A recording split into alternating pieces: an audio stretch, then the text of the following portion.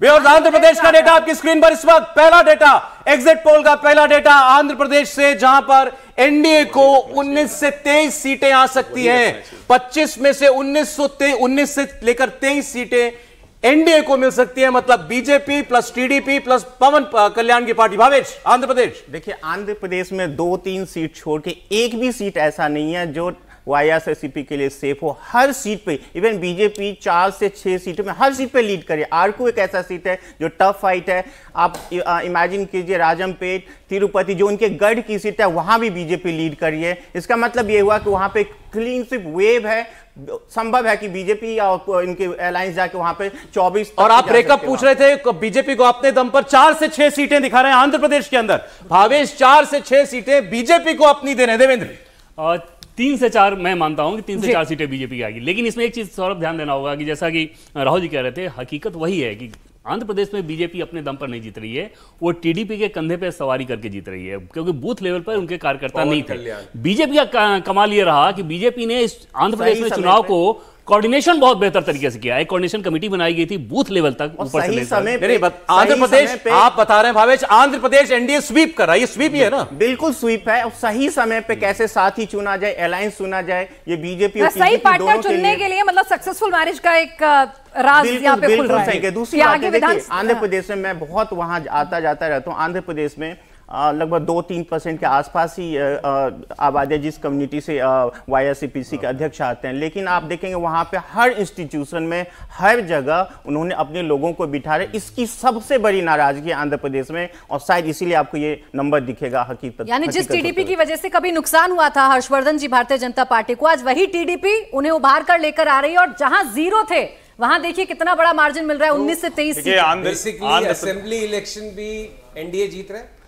बिल्कुल सही कह रहे हैं। हाँ, हो सकता है असेंबली में इतना क्लीन स्वीप ना हो, क्योंकि वो एक अलग माइक्रो लेवल पे होता है। लेकिन वहां भी है कि आप उलटफेर देख सकते हैं कि वहां भी टीडीपी सरकार बना रही है। देखिए, आंध्र में हमेशा से ये रहा, देखिए कभी भी टीडीपी कमजोर नहीं रही है। अगर आप उसके वोट शेयर देखेंगे तो अगर 43 के आसपास वाईएसआर का वोट शेयर रहा है, तो 40% के आसपास टीडीपी का भी वोट शेयर है। ऐसा कभी नहीं हुआ कि उसका वोट शेयर बिल्कुल ही जनरल हो जाए। पिछली बार जब लोकसभा चुनाव हुआ था तो आपने देखा होगा 8 ऐसी सीटें थी जो टीडीपी को नुकसान हुआ था पवन कल्याण की पार्टी की वजह से। वो 8 सीटें टीडीपी जीत सकती थी, और वो 8 सीटें, उसके बाद बहुत सारी ऐसी सीटें हैं जहां पे जो इनका अपना वर्चस्व वाले, वहां पे एकदम जबरदस्त माहौल है। इसके बाद आप इमेजिन कीजिए, जहां से आते हैं वाईएसआरसीपी के अध्यक्ष, जहां से आते हैं वहां भी कोई भी ये बोलने के लिए तैयार नहीं कि हमने उनको वोट दिया है। यानी सही पार्टनर का चुनाव कैसे, लेकिन ये याद होगा बहुत सारा कि जब हम कहानी कुर्सी की करते हैं तो मैंने तब भी कहा था कि 15 सीटें ऐसी हैं जो कि टीडीपी जीत सकती है वहां पर। तो हर्षवर्धन जी, उसके बाद एनडीए स्वीप आंध्र प्रदेश में। देखिए, मुझे लगता है कि जैसे कहते हैं ना कि चावल पक रहा है तो दाना निकाल के करते हैं, पूरा चावल तो पलटते नहीं है। आंध्र प्रदेश के ये आंकड़े मैं फिर से दोहरा रहा हूं। इसका मतलब कि 400 पार का नारा हवा हवाई नहीं था। प्रधानमंत्री ने जो बोला, आंध्र प्रदेश एक ऐसा राज्य जहां Bharatiya Janata party last minute तक स्ट्रेटेजी नहीं तय कर पाई थी। उनको समझ में नहीं आ रहा था कि करना क्या है। जगन मोहन के साथ जिस तरह से, जिसको हम कहते हैं ना कि पार्लियामेंट्री कंपल्शंस जो होते हैं बिल पास कराने के लिए, दूसरी चीजों के लिए जितनी जरूरत थी, उस तरह से बीजेपी की यूनिट वहां एग्रेसिव नहीं हो पाई थी। और अगर यह नतीजा आता है तो निश्चित तौर पर ये जो अलायंस है उसकी बहुत बड़ी भूमिका है। लेकिन बड़ा मुद्दा वहां क्रिश्चियन कन्वर्जन का है, ईसाई मतांतरण वहां बहुत बड़ा मुद्दा था।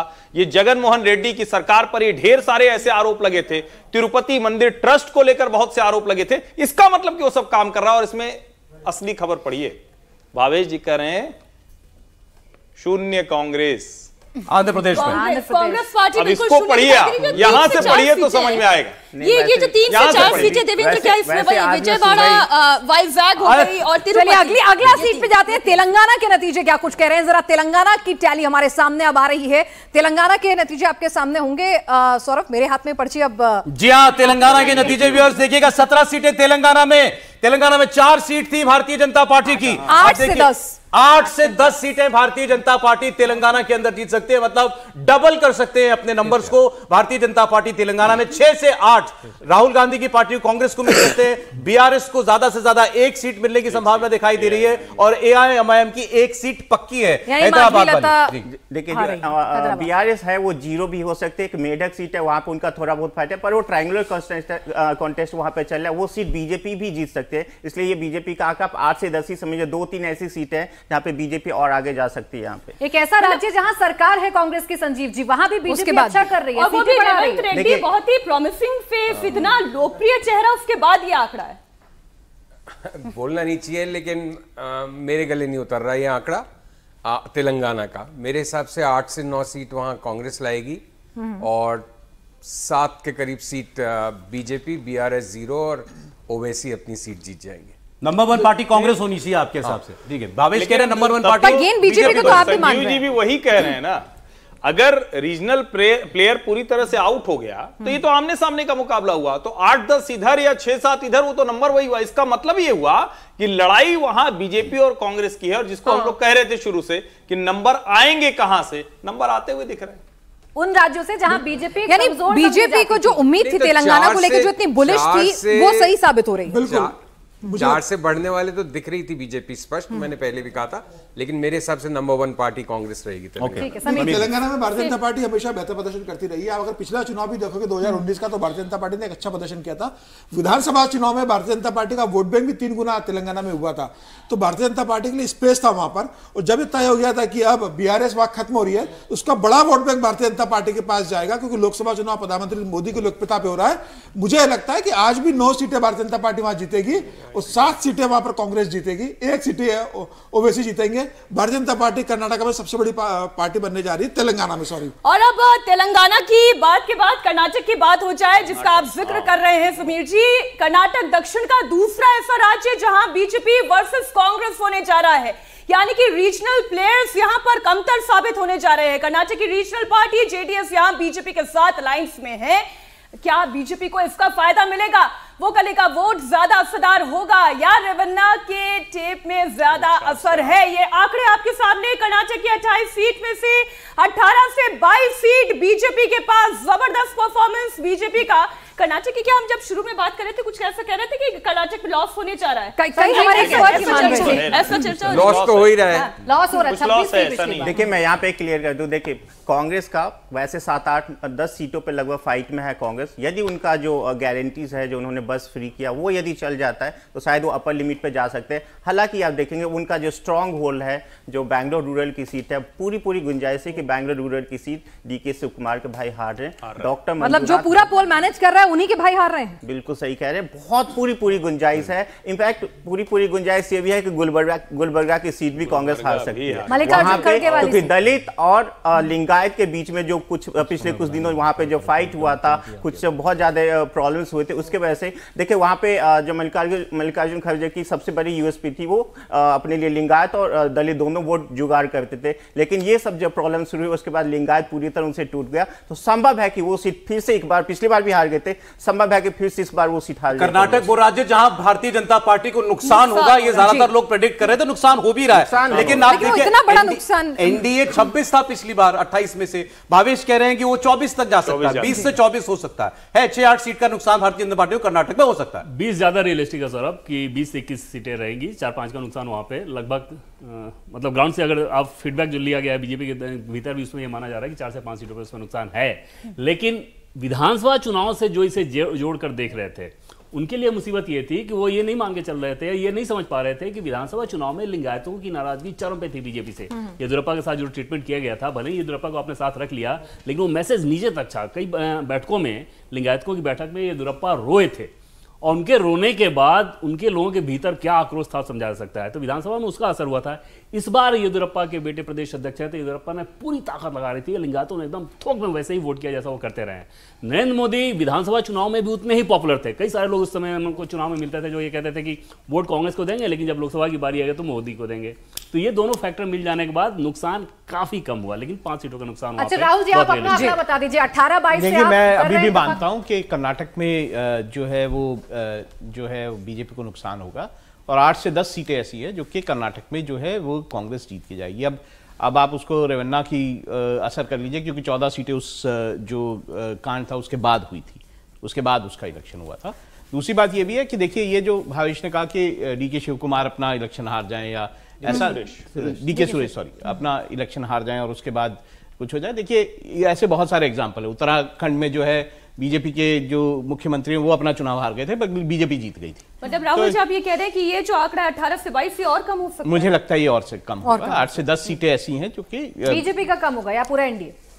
बीजेपी का कम होगा ना? बीजेपी 18 से 22। कर्नाटक में तो बीजेपी और अपर लिमिट तो 8 तो बता ही रहा हूं ना, अपर लिमिट 8 है। 2-3 और सीटें हैं जहां पे बहुत सारे क्लोज फाइट है, लेकिन बीजेपी के पास अच्छा ये प्रज्वल रेवन्ना वाली सीट का क्या होगा? वहां पे एज है इनके साथ।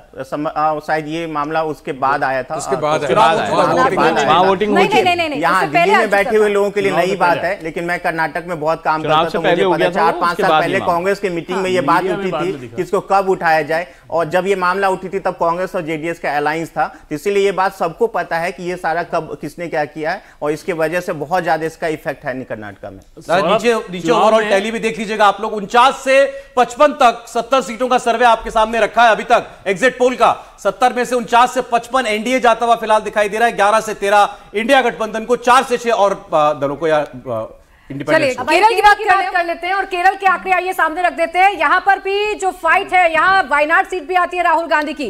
यहाँ 2 बड़े धड़े हैं, यूडीएफ और एलडीएफ। आइए जल्दी से इसका आंकड़ा आपके सामने रखते हैं। 0 थी यहाँ पर भारतीय जनता पार्टी है, वो 0 से कितनी बढ़ रही है आपके सामने हम रखते हैं। देखिए भारतीय जनता पार्टी 1 से 3 सीटें केरल में हासिल कर सकती है। यूडीएफ यानी जो कांग्रेस के साथ गठबंधन है 13 से 15 सीटें और एलडीएफ 3 से 5 सीटें। यहाँ देखिए बड़ी बात यह है कि बीजेपी केरल में 0 थी, लेकिन बीजेपी यहाँ खाता भी खोल सकती है और 1 से 3 सीटें यहां पर हासिल कर सकती है। ये नतीजे शायद खुद बीजेपी भी इस तरह का एक्सपेक्टेशन केरल से तो कम से कम शायद नहीं कर रही होगी। जब हमने ओपिनियन पोल इसके रिलेटेड किया था मार्च महीने में, तो बहुत सारे लोगों को यह अंदेशा था कि शायद ये संभव हो नहीं। देखिए अभी भी है कि भाजपा हो सकता है 0 पे आ जाए, लेकिन त्रिशूर की सीट है जहां पे सुरेश गोपी चुनाव लड़ रहे, वहां पे बीजेपी बहुत अच्छा चुनाव लड़ रही है और संभव है कि वो सीट जाए। तिरुवनंतपुरम सीट हर बार वो फाइट में रहते, पिछली बार भी, उससे पहले भी बहुत मुश्किल से शशि थरूर चुनाव जीते हैं। तो इस बार बीजेपी के साथ शशि थरूर निकाल रहे हैं, हार रहे हैं? नहीं हार रहे इस बार, मतलब संभवतः हार रहे। देखिए जब ऑर्गेनाइजेशन बहुत ज्यादा मजबूत नहीं होता तो मोमेंटम के साथ प्रिडिक्ट किया जाता है, लेकिन संभव नहीं है कि हो भी सकता, नहीं भी हो सकता। लेकिन 2-3 और ऐसी सीटें जहां पे बीजेपी के साथ मोमेंटम। राहुल गांधी वायनाड बड़ी जीत ले रहे हैं, बहुत बड़ी क्लियरली जीते, इसमें कोई आश्चर्य हो कि हार जाए। ये बीजेपी को आपने 3 सीटें कौन सी दी हैं? त्रिशूर 2 ही सीट है, 1 से 3 रेंज में दिखाया, और जो सीटें बीजेपी अपने लिए देख सकती है वो एक अतिंगल और पथानमथिट्टा पे उनका थोड़ा बहुत है। देखिए 6 सीटें ऐसी हैं जिसमें बीजेपी बहुत ही जबरदस्त चुनाव लड़ रही है। वहां पे पथनमथिट्टा की सीट एक है, अलापुजा की सीट है। देखिए जो पथनमथिट्टा की सीट है वो अनिल एंटनी लड़ रहे हैं, एक एंटनी कांग्रेस के नेता, उनके बेटे लड़ रहे हैं। अलापुजा की जो सीट है वो शोभा सुरेंद्रन लड़ रही हैं, उसके बाद वो प्रदेश अध्यक्ष भी है।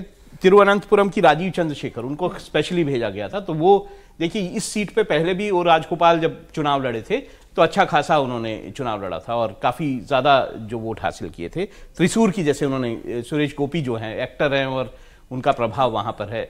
उसके बाद अतिंगल और पलक्कड़, ये ऐसी सीटें हैं जो बीजेपी को लगता है कि वो यहाँ पर अच्छा कर सकती है। अब इसमें से एक इसमें अब मेरा एक इंटरेस्ट ये आ गया है कि वायनाड बहुत बड़ी जीत आने वाली है। अब यूपी वाला जब पर्चा खुलेगा, रायबरेली में राहुल गांधी क्या करने वाले हैं, कौन सी सीट छोड़ने वाले, कौन सी सीट रखने वाले? जीत होती है। चलिए देवेंद्र से पूछ लेते हैं, देवेंद्र क्या पार्टी ने खुद भी ऐसे नतीजों का इंटरनल अपना असेसमेंट जैसे किया? त्रिशूर के उदाहरण ले लें कि त्रिशूर में बीजेपी को तभी जीत हासिल हो सकती है जब वहां पे जो 60,000 क्रिश्चियन वोट हैं वो बीजेपी के पक्ष में वोट करें। और केरल जैसे राज्य में जहां पर डिवीजन बहुत स्ट्रांग होता है, 60,000 की संख्या बहुत बड़ी है, वो संभव नहीं है कि उस तरह से लेना। और वो ट्रांसफर हुआ भी नहीं वोटिंग के बाद। शशि थरूर को दूसरा हराना? नहीं, शशि थरूर वाले नहीं है। आर्टिंगल सीट एक अच्छी सीट जरूर है, लेकिन वहां भी जीत तक पहुंच पाए अभी तक वैसा। बीजेपी कौन सी सीट पर मान रही है कि वो फाइट में अच्छा चुनाव लड़ रही है? आर्टिंगल और त्रिशूर अच्छा मान रही है, लेकिन जीतने तक अच्छा मान रही है वैसा नहीं। यानी 1 से 3 बीजेपी को भी उम्मीद नहीं है? नहीं। चलिए, तो भावेश ने कुछ उम्मीदें जगा दी हैं। हाँ, वो अगर आया, एक भी सीट अगर आ गई तो खुशी होगी पार्टी के लिए भी सरप्राइज। उन्होंने सर्वे किया ग्राउंड पर, भावेश कह रहे हैं कि केरल में खाता खुलना चाहिए भारतीय जनता पार्टी का इस बात। दूसरी इंटरेस्टिंग बात इसमें यह है कि लेफ्ट और कांग्रेस आमने सामने चुनाव लड़े, लेकिन सारी की साथी उनकी जो जितनी भी सीटें होंगी एक साथ जोड़ी जा रही है। सौरभ, दक्षिण से हमेशा जो है कांग्रेस के लिए फायदे की अच्छी खबर ही आती है, और अभी इंडिया गठबंधन के लिए कम से कम ये तस्वीर थोड़ी राहत भरी होगी, क्योंकि दक्षिण से जो आ रही है, देखिए ना, 51, 57, 29, 32, मतलब वो फिर मतलब अपने आप को मान रहे होंगे। ये तस्वीर तो यूं ही थी। दक्षिण से ही तो सारी सीटें आई थी, 15 सीटें तो 15 सीटें तो केरल में वैसे मिली थी। लेकिन मैं ये कह रहा हूं कि अगर तिरुवनंतपुरम की सीट, उस सीट को भारतीय जनता पार्टी जीतेगी, तो जो आरोप लग रहे थे ना कि भाई राजीव चंद्रशेखर की बात नहीं कर रहे थे, ये शशि थरूर कम्युनिस्ट नेता की बात कर रहे थे, कम्युनिस्ट नेता कह रहे थे कि हमको हराने के लिए ये सब लड़ गए हैं, सांप्रदायिक ताकतों से तो हम लड़ रहे हैं। मुझे लगता है कि इसका नुकसान होगा। और कमाल की बात यह है कि अनिल एंटनी की वजह से, जो एके एंटनी के बेटे हैं, जो पतनमतिट्टा से लड़ रहे हैं, पहली बार जो वहां के चर्च के सबसे बड़े, जिनको कहते हैं ना कि उस डायसिस के जो थे, पहली बार उस चर्च के भीतर भारतीय जनता पार्टी की मीटिंग हुई है। ये मैं आपको बता दूं, कितने वोट जाएंगे ये हम एसेस नहीं कर सकते। हम जब कह रहे हैं कि पिक्चर अभी बाकी है, तो अब बात तमिलनाडु की हो जाए। दक्षिण का सबसे बड़ा राज्य तमिलनाडु, जहां बीजेपी अभी 0 पर है। नरेंद्र मोदी ने अगर किसी एक राज्य में सबसे ज्यादा पॉलिटिकल इन्वेस्टमेंट किया है तो वही राज्य तमिलनाडु है। और इस वक्त आज तो हमने तस्वीरें देखी, पूरे देश ने देखी, विवेकानंद रॉक मेमोरियल पर प्रधानमंत्री नरेंद्र मोदी पहुंचे। एक बार अब जरा आंकड़े तमिलनाडु से हम देख ले, 2024 के चुनाव का एग्जिट पोल क्या कहता है। बीजेपी 5 से 7 सीटें तमिलनाडु में ला सकती है। डीएमके सबसे बड़ी पार्टी 16 से 18 सीट, कांग्रेस 6 से 8, एआईएडीएमके 0 से 1।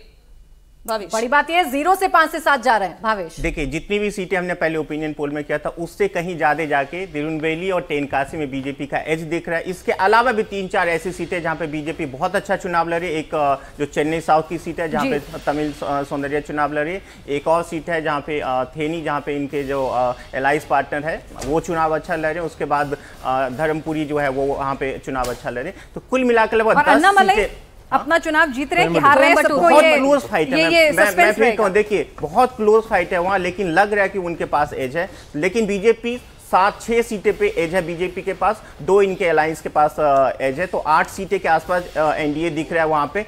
संभव है कि 2-3 5 से 7 सीटें भावेश आप दे रहे हैं तमिलनाडु के अंदर भारतीय जनता पार्टी को, मतलब तमिलनाडु का कोड क्रैक कर लिया बीजेपी ने। नहीं, फिर तो ये आप समझिए कि जो बार बार कहा जा रहा था ना, जिसको अन्नामलाई पहली बार बोले कि हम ये जो सनातन का नाश करने वाले हैं, इनका नाश कर देंगे। तमिलनाडु की राजधानी में 1967 के बाद से द्रविडियन पॉलिटिक्स के सामने नेशनल पॉलिटिक्स करने वाली जो पार्टी थी वो शून्य रहा करती थी। इसका मतलब ये कि भारतीय जनता पार्टी ने उस स्पेस को गेन किया है, जिस नेशनल ऑल्टरनेटिव की बात, और जो मैं कई बार बात करते हुए हम लोग कहानी कुर्सी की, मैं बार बार ये कहता रहा कि दक्षिण भारत दिल्ली की तरफ मुंह करके देख रहा है, राष्ट्रीय राजनीति की तरफ मुंह और शायद प्रधानमंत्री ने उसकी कोशिश भी की। राहुल महाजन जी, चाहे वो सिंगोल की स्थापना में बुलाना हो या फिर आप राम मंदिर प्रतिष्ठा के दौरान जिस तरह से तमिलनाडु के तमाम मंदिरों में जाना हो, या आज कन्याकुमारी में ध्यान करना हो।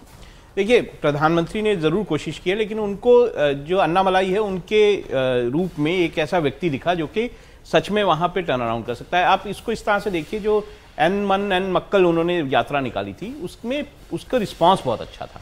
लोग उससे जुड़े थे। पहली बार ऐसा लगा था कि बीजेपी के साथ लोग जो है वो जुड़ रहे हैं। ऐसा वहां पे जो है मतलब इस तरह के फीलर्स आए थे। तो उसके बाद में ये रीजनेबल है आपके लिए 5 से 7? मुझे नहीं, मैं 1 से 3 क्योंकि बीजेपी भी खुद अपना 5 पे बेट कर रही थी। आपको क्या ठीक लग रहा है? थोड़ा उत्साह बीजेपी भी कह रही थी 5 पे बुलिश थी। सॉरी, शायद संजीव जी बोल रहे हैं। मुझे नहीं लगता तमिलनाडु में 6 से 7 सीट्स आ सकती है, क्योंकि मेरा शुरू से मानना रहा है कि तमिलनाडु में इस बार उनका मत प्रतिशत बढ़ेगा। पहली बार उसको उपजाऊ जमीन बनाने की कोशिश है, लेकिन वो कोई एक आध सीट कमल खिलेगा या नहीं, एक आध सीट पे बीजेपी जीत सकती है, लेकिन ये नहीं हो सकता कि 6 से 7 सीट्स ले। मेरा आकलन है कितनी उपजाऊ जमीन बनेगी देवेंद्र, क्या असेसमेंट बीजेपी का? इसका मतलब ये है कि एआईडीएमके का पूरा जो वोट बैंक है वो भारतीय जनता पार्टी को शिफ्ट हो रहा है। कांग्रेस का और डीएमके में बहुत ज्यादा वोट शिफ्ट नहीं हुआ है। एआईडीएमके वहां बहुत कमजोर हो गए, जिससे भारतीय जनता पार्टी ने गठबंधन तोड़ा था, तो उसका बड़ा vote bank Bharatiya Janata party के पास शिफ्ट हो रहा है और इसी कारण भारतीय जनता पार्टी में 3 से 4 सीटें जीतती हुई दिख रही है। अब देवेंद्र, कौन सी सीटों पर असेसमेंट चल रहा है, सीट वाइज थोड़ा बता दीजिए। बीजेपी के लिहाज से अगर देखें तो तमिलनाडु में एम्बिशियस एक्सपेक्टेशन जो है उनका वो 2 से 3 सीट का ही है, वहां अच्छा लड़ने के हिसाब से है। और जो इशूज को इन लोगों ने टैकल किया वहां पे ग्राउंड पे, तो उसमें पार्टी की पूरी ये कोशिश थी कि अन्नामलाई जिस चेहरे को लेके आगे बढ़ते हैं, गवर्नेंस वाले चेहरे को लेके, और नरेंद्र मोदी जो डिलीवरी करते हैं, चाहे बेनिफिशियरीज की बात कर लें या तमिलनाडु में एक चीज़ की बहुत ज़्यादा चर्चा होती है सौरभ इस बार के चुनाव में बीजेपी को लेके, कि जो भी प्रोजेक्ट ये शुरू करते हैं बहुत टाइमली पूरा करते हैं। तो इस गवर्नेंस वाले एस्पेक्ट के द्वारा एक माहौल बनाने की कोशिश की गई और तमिलनाडु के सेंटीमेंट जो कि north India versus south India वाला एक सेंटीमेंट वहाँ पे अगेंस्ट काम करता है, उसको चाहे सेंगोल की बात जैसा कि इन्होंने बताया, और दूसरी चीज़ की काशी तमिल संगम, इसके मार्फत अपील करने की कोशिश की गई थी। लेकिन अभी भी तमिलनाडु में बीजेपी बहुत कुछ ज्यादा उम्मीद नहीं कर रही है और 6 से 7 पे तो बीजेपी के नेता बहुत ही ज्यादा गदगद हो जाएंगे। बीजेपी ने भी खुद के लिए फेमस 5 सीट ही रखी हुई थी कि आपने तो 3 और दिल खोल के रेंज में बढ़ा दिए हैं। देखिए आपने तेलंगाना में भी कर लिया, केरल में भी कर लिया। कहता हूँ सर्वे जो होता है वो ग्राउंड पे होता है, मैं कोई सीटें अपने मन से नहीं देता। देखिए हम लोग तमिलनाडु के बारे में बहुत ज्यादा नेगेटिविटी यहाँ पे बात करें, डिवीजन पॉलिटिक्स वहाँ पे संकुचित होता जा रहा है। 40% के आसपास अब है वो वहाँ पे खुला हुआ है, लगभग 60% के आसपास डिवीजन पॉलिटिक्स बची हुआ है, वो धीरे धीरे और कम होता जा रहा है। और दूसरी बात, जब हम कहते हैं हिंदुत्व की पॉलिटिक्स वहाँ नहीं चलते, आप जयललिता की पार्टी के जब वो जिंदा थी उनके पार्टी का मैनिफेस्टो उठा के देख लीजिए, उनके मैनिफेस्टो में बीजेपी के मैनिफेस्टो में बहुत ज़्यादा अंतर नहीं है। वहाँ पे हिंदुत्व की पॉलिटिक्स चलती है, इसीलिए अन्नामलाई इतने बड़े हीरो बन के घूम रहे हैं। और शायद बीजेपी के लिए बहुत अच्छा मौका है, यदि संगठन अपना मजबूत कर बीजेपी बहुत अच्छा। स्टालिन ने जो बयान दिया उसका असर है, जो हिंदुत्व को लेकर आप बात कर रहे हैं। देखिए स्टालिन अपने वोटर्स के लिए वो बयान देते हैं, वो सूट करता है, लेकिन बीजेपी के जैसे मैंने कहा ना, वहां पर लगभग 40% ऐसा वोट है जो डिवीजन पॉलिटिक्स को एक्सेप्ट नहीं करती। तो अगर दक्षिण से ये नतीजे आ रहे हैं तो फिर तो 400 पार का नारा जो है वो भी करीब होता हुआ जा रहा है। मैं सिर्फ आपको पुडुचेरी बता सकता हूँ। पुडुचेरी की सीट देख लीजिए जरा आप लोग। पुडुचेरी की सीट पौंडीचेरी कहते थे हम लोग पहले, ये जा रही है एनडीए के खाते में। पौंडीचेरी कौन लड़ रहा है? पौंडीचेरी कौन लड़ रहा है? बीजेपी लड़ रही। हाँ बीजेपी वहाँ पे उनके अलायंस की सरकार है, तो उन्होंने उनसे रिक्वेस्ट किया था कि उनको सीट दिया। वहाँ पे अलायंस पार्टनर वहाँ पे सरकार में भी बीजेपी है और कैंडिडेट बहुत अच्छा है, तो संभव है कि बीजेपी ये सीट निकाले। हालांकि कांग्रेस का ऑर्गेनाइजेशन स्टेट बहुत बरसों तक वहाँ पे सत्ता में रही है, लेकिन बीजेपी बहुत अच्छा चुनाव वहाँ लड़ रही है। तो देखिए साउथ की सीटों में आंध्र प्रदेश में एनडीए 19 से 23 स्वीप आंध्र प्रदेश भारतीय एनडीए कर सकता है। बीजेपी की अपनी सीटें आ रही हैं आंध्र प्रदेश के अंदर भी। तेलंगाना में बीजेपी सबसे बड़ी पार्टी बन सकती है, ये हमारा एग्जिट पोल कह रहा है। 8 से 10 सीटें 17 में से, कांग्रेस को 6 से 8, एमआईएम 1 सीट जीत सकती है यहां पर। अगर कर्नाटक की बात करें जहां सबसे ज्यादा नुकसान की बात कही जा रही थी, महाराष्ट्र की बात, तो उन 28 में से बीजेपी एनडीए जो है 20 से 24 सीटें ला सकता है। जेडीएस और बीजेपी मिलकर 20 से 24 28 में सीटें जीत सकता है। और इंडिया गठबंधन 4 से 8, केरल में 1 से 3 भारतीय जनता पार्टी अपने सहयोगियों के साथ, और 17 से 19 इंडिया गठबंधन, मतलब लेफ्ट और कांग्रेस पार्टी जो लड़े एक दूसरे के खिलाफ लेकिन जुड़ेंगे एक साथ इस टैली के अंदर। और तमिलनाडु में भी भारतीय जनता पार्टी इस बार सरप्राइज आपको बहुत ज्यादा कर सकती है। 5 से 8 सीटें तमिलनाडु के अंदर बीजेपी अपने दम पर जीत सकती है, ये हमारा एग्जिट पोल कह रहा है, इंडिया टीवी सीएनएक्स का एग्जिट पोल। 39 में से पुडुचेरी की सीट भी भारतीय जनता पार्टी जीतती हुई दिखाई दे रही है। इंडिया गठबंधन तमिलनाडु में 30 से 34 सीटें जीत सकता है, यानी सबसे बड़ा चंक जो है इंडिया गठबंधन के लिए वो तमिलनाडु से है। ये जो टैली है उसके बाद तो ये लड़ाई तो बराबरी की दिखाई दे रही है। ये आपने साउथ से शुरू किया और साउथ में भी गेन हो रहा है। यहाँ पर ये देखिए कि अगर इसको मैं बात पूरी कर लेती अपनी। एनडीए 57 से 65, इंडिया अलायंस की बात करें ये भी 59 से 66 के बीच में, तो दक्षिण में लड़ाई बराबरी की है। बीजेपी गेन करती हुई दिखाई दे रही है, बेहतर पे बेहतर होती जा रही है। ये टैली बड़ी क्लियरली बता रही है। अब इस ओवरऑल टैली पर एक एक कमेंट ले लेते हैं। संजीव जी, सबसे पहला कमेंट आपका, 57 से 65 सीटें अगर दक्षिण से बीजेपी लेकर आ रही है तो आगे फिर कहां तक एनडीए? अगर ये फिगर्स सही है, जब तो बड़ी स्वीप की तरफ बढ़ रही है बीजेपी, लेकिन मेरे गले नहीं उतर रहे फिगर्स क्योंकि मुझे लग रहा है एग्जैजरेटेड है। भावेश को मैं बहुत सम्मान करता हूँ, प्यार भी करता हूँ, अच्छा दोस्त है मेरा, लेकिन मुझे लगता है कहीं ना कहीं कुछ चूक हुई है इन चीज़ों में, क्योंकि इस तरह की परफॉर्मेंस दक्षिण में अगर है तो फिर पूरा इलेक्शन ही नो कंटेस्ट। कितनी सीटें आप इसमें से घटाएंगे एनडीए की टैली में से? मैं भूल गया कितनी घटाऊंगा। तेलंगाना के अंदर जैसे मैंने कहा था, मेरे हिसाब से 6-7 होंगी बीजेपी, शायद ये 8 से 10 दे रहे हैं, तो 3-4 वहाँ कम हो जाएंगी। आंध्रा में तो 2-3 ही दे रहे थे आप, कर्नाटका में बहुत फर्क है। कर्नाटका में बहुत ज्यादा बीजेपी को दे रहे हैं। नंबर मुझे ध्यान नहीं आ रहा, आपने एग्जैक्ट 20 से 24 20 से 24 मुझे नहीं लगता इतनी आ सकती है। मैंने कहा था कम से कम 10 सीट्स का लॉस होगा मिनिमम कर्नाटक में। मैंने आपको कहा था कि यदि वहां पे उनका गारंटी चलता है तो कुछ सीटें बीजेपी और लूज कर सकती है। भावेश, आपके नंबर तो आप दे ही चुके हो, मैं तो मेरा बता रहा हूँ कि क्यों मुझे लग रहा है कि ये कहाँ कम होंगे जो उसने पूछा, बट गुड लक। देखिए मुझे लगता है कि साउथ सबसे कमजोर कड़ी थी भारतीय जनता पार्टी की अभी तक के चुनाव में। अगर इस तरह से भारतीय जनता पार्टी में प्रदर्शन कर रही है, भले ही आंध्र प्रदेश में तेलुगु टीडीपी के साथ गठबंधन में करे, केरल में कुछ सहयोगी दलों के साथ करे, तमिलनाडु में अपने दम पर कर रही है, तो मुझे लग रहा है अगर ये प्रदर्शन भारतीय जनता पार्टी का कंटिन्यू अगर साउथ में इस तरह से प्रदर्शन कर रही है तो नॉर्थ में तो भारतीय जनता पार्टी का तो मतलब सिक्का चलता है। तो मुझे लग रहा है कि फिर भारतीय जनता पार्टी अकेले ही 336 सीटें पर पहुंच जाएगी बिना किसी गठबंधन के सहयोगी। अगर फिर एनडीए को पकड़ेंगे तो मुझे लगता है भारतीय जनता पार्टी 370-375 पे पहुंच जाएगी। मैं कह रहा हूं अगर हम संजीव जी की बात को भी मान लें कि वो 4 तारीख को उसके आसपास रहता है जहां संजीव जी कह रहे हैं तो इसमें से आप 10, 12, 15 सीटें और कम कर दिए, दक्षिण में इतना नहीं भी आएगा एनडीए का, तो फिर ये तब भी देखना इंटरेस्टिंग है कि नॉर्थ में कितना गेन हो रहा है, वेस्ट में, नॉर्थ में, ईस्ट में कितना गेन करेगी, पश्चिम बंगाल में क्या होगा, उड़ीसा में। ये 2 राज्य बताएगा जहां सबसे ज्यादा गेन्स होंगे बीजेपी के लिए, वो होते हुए दिखाई दे रहे हैं कि नहीं दिखाई दे रहे हैं। जब हम आगे बढ़ेंगे तो आपको पता चलेगा। लेकिन साउथ में एनडीए अच्छा कर रहा है, जाहिर है कि वह इंडिया गठबंधन बेटर करेगा, वो दिख रहा है उसमें। तमिलनाडु में बहुत बड़ा मैसिव गैप है दोनों गठबंधनों के बीच में। ये वो सीटें हैं जिसमें भारतीय जनता पार्टी या एनडीए सिर्फ 30-31 सीटों वाली पार्टी, इसको आप जरा समझिए। और ये मैं कभी नहीं मानता, ये हमेशा ये कहा जाता है, हमको भी मतलब केरल में कोई कहे कि जीत जाएगी तो हमको भी नहीं दिख रहा है, वो 2-3 सीटें हैं लेकिन उसमें भाजपा जीत जाएगी वहां का समीकरण नहीं बताता है। तमिलनाडु में आप कैसे जीत जाएंगे, ठीक है, कन्याकुमारी है, चेन्नई साउथ, ऐसी 3-4 सीटें हैं लेकिन जीत जाएंगे। लेकिन हमें थोड़ा सा हिस्टोरिकल प्रेसिडेंस की बात करनी चाहिए, राजनीति हमेशा वहीं से समझ में आती है। त्रिपुरा में हम क्या ऐसी कोई बात कर रहे थे क्या? हरियाणा में हम कोई ऐसी बात कर रहे थे क्या? क्या हमें ये कभी कल्पना में था क्या कि गुजरात की 26 सीटें लगातार जीतते हुए चले आएंगे, राजस्थान की 25 सीटें लगातार जीतते चले आएंगे, दिल्ली में जहां अरविंद केजरीवाल 62 और 67 सीटें पाते हैं वहां भारतीय जनता पार्टी 7-0 कर देगी। तो मुझे लगता है कि यह भी देखना चाहिए कि भाजपा एफर्ट क्या ले रही। और नरेंद्र मोदी ने, अमित शाह ने साउथ मिशन को जिस तरह से किया है वो अकल्पनीय है। आप सोचिए, लोग मजाक बना रहे थे, अरे सेंगोल पे राजनीति कर रहे हैं, अरे ये अधिनियम वालों को लेके आए हैं, वो तो जनेऊ भी नहीं पहनते हैं। मतलब उसके बीच में आप गए और वहां आपको एक अन्नामलाई जैसा नेता मिला। आप केरल में जितने तरह के प्रयोग करते हैं सबको भूल गया होगा कि ई श्रीधरन को उन्होंने अपना चेहरा बना दिया था मुख्यमंत्री।